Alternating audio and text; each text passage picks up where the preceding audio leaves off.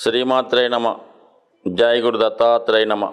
ఈ వీడియోలో మనం 2024 సంవత్సరం అక్టోబర్ నెలలో వృషభ రాశి వారి యొక్క ఫలితాలు ఏ విధంగా ఉండబోతున్నాయి అని పరిశీలిస్తే, మరి వృషభ రాశి వారికి చాలా వరకు ఈ నెలలో అనుకూలమైనటువంటి మార్పులు రావడం జరుగుతుంది. ముఖ్యంగా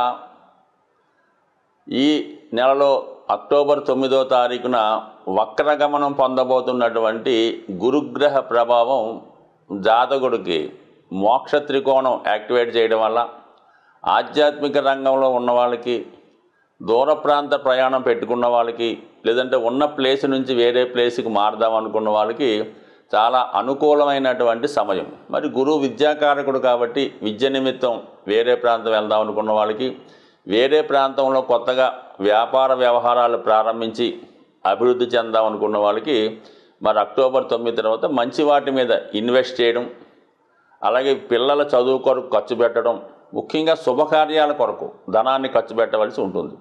అది మీ యొక్క వ్యక్తిగత మీ యొక్క వివాహం అవ్వచ్చు, మీ సంతానం యొక్క వివాహం కూడా జరిగే అవకాశం ఉంది. ముఖ్యంగా గురువు వక్రించినప్పుడు ఏమవుద్దంటే, గత సంవత్సర కాలంగా మీరు ఏదన్నా కార్యక్రమాలు ప్రారంభించి ప్రయత్నించి మధ్యలో ఆగిపోయి ఉంటే మళ్ళా అవి ఇంకొకసారి ప్రయత్నం చేయమని గురువు మీకు చెప్పడం జరుగుతూ ఉంటుందన్నమాట. అదే వక్రగమనంలో ముఖ్యమైన అర్థం.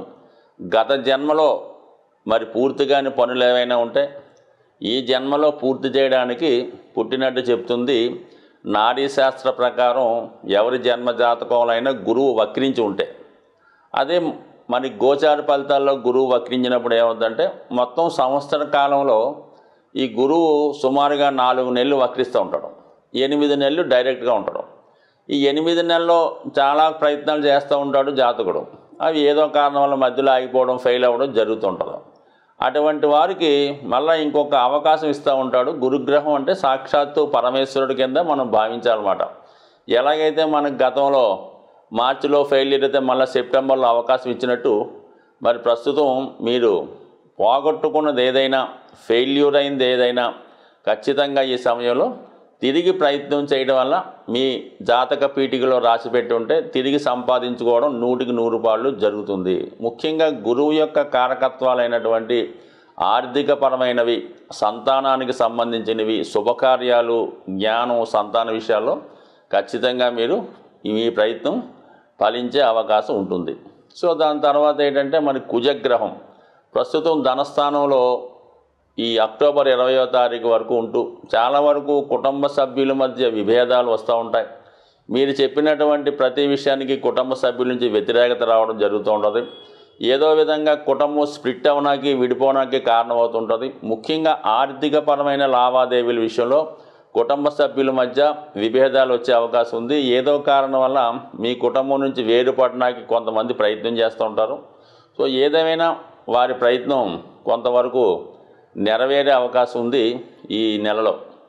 దాని తర్వాత అక్టోబర్ 20 తర్వాత కుజుడు మరి 3వ స్థానంకి రావడం వల్ల ఒక విధంగా అది వీక్, నీచ స్థానం అయినప్పుడు కూడా వృషభ రాశి వారికి అది చాలా మంచి ఫలితం ఇవ్వడం జరుగుతుంటుంది. ఎందుకంటే పాపగ్రహాలు ఇలాగ నీచి పొందినప్పుడు ఖచ్చితంగా జాతకుడికి మంచి ఫలితం ఇస్తుంది. 3వ స్థానంలో ఉన్నటువంటి కుజుడు జాతకుడికి ఖచ్చితంగా తనలో ఉన్నటువంటి సామర్థ్యాన్ని పెంచుతూ ఉంటుంది. గతంలో కన్నా చాలా ప్రోత్సాహంగా, ఉత్సాహంగా కార్యక్రమాలు నెరవేర్చే అవకాశం ఉంటుంది. ముఖ్యంగా ఏదన్నా గృహానికి సంబంధించింది కానీ, ఏదన్నా స్థిరాస్తి కొనే వ్యవహారాల్లో కొంతవరకు ఈ కుజగ్రహ అనుగ్రహం మీకు లభిస్తూ ఉంటుంది. ముఖ్యంగా రుణ ప్రయత్నం ఫలించే అవకాశం ఉంది. సో ఏదైనా సెటిల్మెంట్ నిమిత్తమో, ఆస్తి పంపకాల నిమిత్తమో మీరు ఏదైనా కొంత ధనాన్ని మీ అన్నదమ్ములకో, దాయాదులకో చెల్లించవలసి ఉంటే తగు విధమైనటువంటి రుణ ప్రయత్నం కూడా మీకు అక్టోబర్ 20 తర్వాత మీకు లభించే అవకాశం ఉంది. సో ఏదైనా ఈ నెలలో ఈ కుజ ప్రభావం స్థిరాస్తి సంబంధించిన విషయాల్లోనూ, బంధువుల మధ్య విరోధాలు ఇవన్నీ కూడా కొంతవరకు వచ్చే అవకాశం ఉంది. అయితే ఫైనల్ సక్సెస్ మీకే రావడం జరుగుతుంటుంది.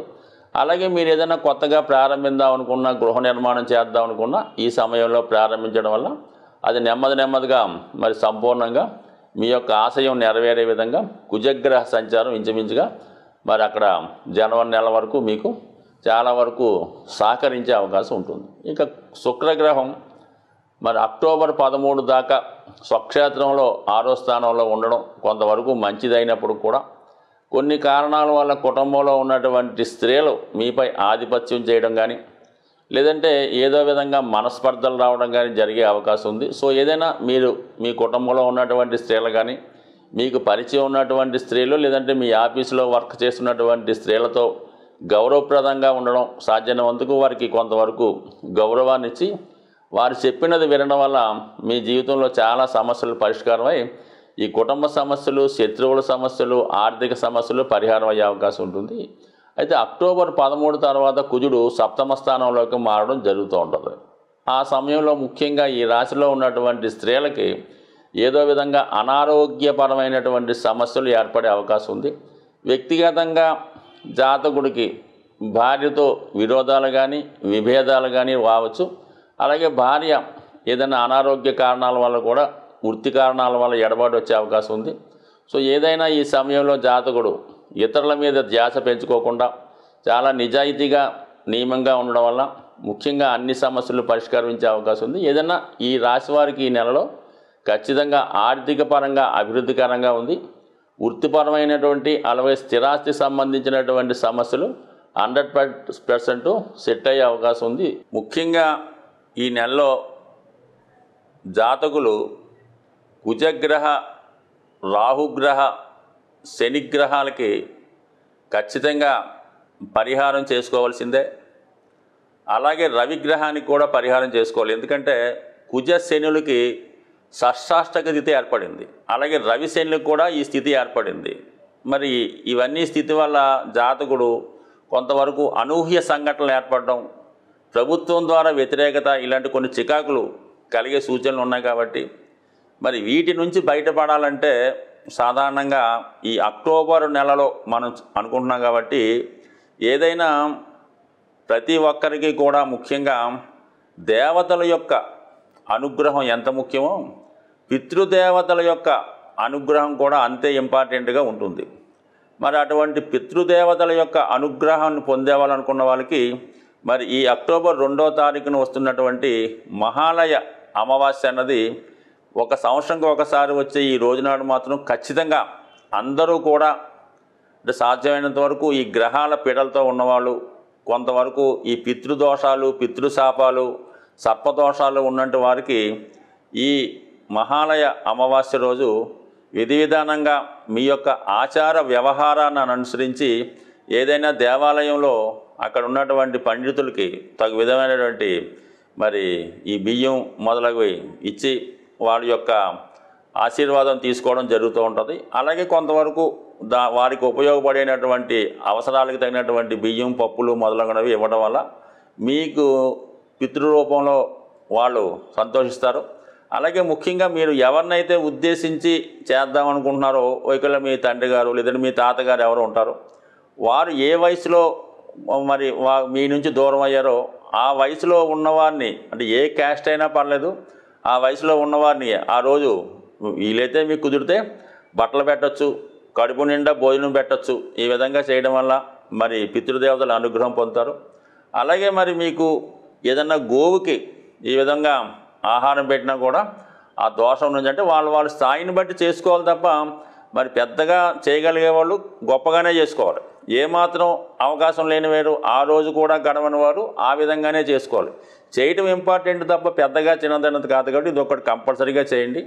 అలాగే కంపల్సరీగా ఈ అక్టోబర్ చివరిలో వస్తున్నటువంటి ఇంచుమించుగా 30-31 తారీఖుల్లో వచ్చినటువంటి మరి మాస శివరాత్రి రోజు కూడా ఈ విధి విధానంగా శివుడికి అభిషేకం చేసుకోవడం వల్ల సమస్త దోషాలు తొలగాలంటే సింపుల్గా శివారాధనని మించింది లేదు. ముఖ్యంగా ఇప్పుడు శని వక్రించి ఉన్నాడు కాబట్టి శివునికి మీరు ఆరాధించడం వల్ల గతంలో వచ్చిన ఫలితం కన్నా 100 రెట్లు ఫలితం వచ్చే అవకాశం ఉంది. కాబట్టి మరి అటువంటి శివుణ్ణి మీకు ఏ రోజు ఇష్టమైతే ఆ రోజు పూజించడం వల్ల కూడా ఈ రాహువు, శని, కుజ, రవిగ్రహాల దోషాల నుంచి బయటపడే అవకాశం ఉంది. ప్రతిరోజు సూర్య నమస్కారం చేసుకొని నవగ్రహ స్తోత్ర పారాయణ చేయడం వల్ల కూడా గ్రహాల అనుకూలత ఏర్పడే అవకాశం ఉంది. స్వస్తి.